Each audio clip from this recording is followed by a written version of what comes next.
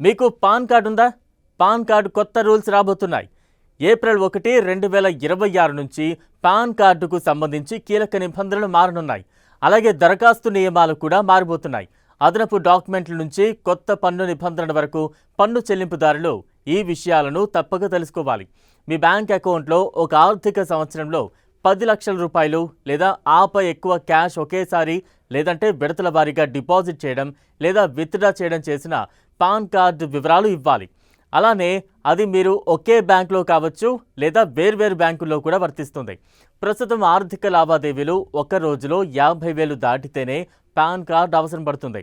ఇళ్ల కొనుగోళ్లు, స్థలాల అమ్మకాలు, గిఫ్ట్, డెవలప్మెంట్ డీల్స్ విషయాల్లో కూడా లావాదేవీ వాల్యూ 20 లక్షలు దాటితే మాత్రం పాన్ కార్డ్ సమర్పించాల్సి ఉంటుంది. గతంలో ఈ పరిమితి 10 లక్షలు ఉండేది. స్థిరాస్తి ధరలు పెరగడంతో ఈ ప్రస్తుత పరిమితిని రెట్టింపు చేసింది.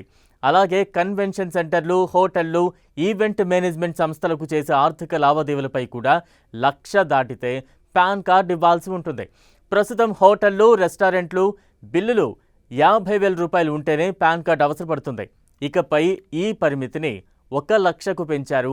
ఏప్రిల్ 1 నుంచి వాహనాల కొనుగోళ్లపై కూడా పాన్ అవసరం పడుతుంది.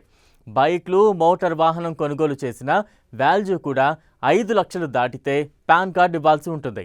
ప్రస్తుతం ఏదైనా బైక్ కొంటే పాన్ కార్డు ఇచ్చే పని లేదు. కొత్త వాహన చట్టం ప్రకారం ఇక నుంచి కొత్త బైక్ కొనుగోళ్ల సమయంలో కూడా పాన్ కార్డు ఇవ్వాల్సి ఉంటుంది. అదే మీరు కారు లేదా ఏదైనా వాహనం కొంటే ధర ఎంత ఉన్నా సరే పాన్ కార్డు ఇక తప్పనిసరి. ముఖ్యంగా 5 లక్షల పైబడిన వాటికి మాత్రమే పాన్ సమర్పించాల్సి ఉంటుంది. కొత్త ఆదాయ పన్ను చట్టం ప్రకారం ప్రతి బీమా పాలసీ కూడా పాన్ కార్డు తప్పనిసరి. ప్రస్తుతానికి వార్షిక ప్రీమియం 50,000 దాటితేనే పాన్ కార్డు అందించాల్సి ఉంటుంది. మీరు పాన్ కార్డు కోసం అప్లై చేసుకోవాలని ప్లాన్ చేస్తుంటే కేవలం ఆధార్ను ఉపయోగించి 2026 మార్చి 31 లోపు అప్లై చేసుకోవచ్చు.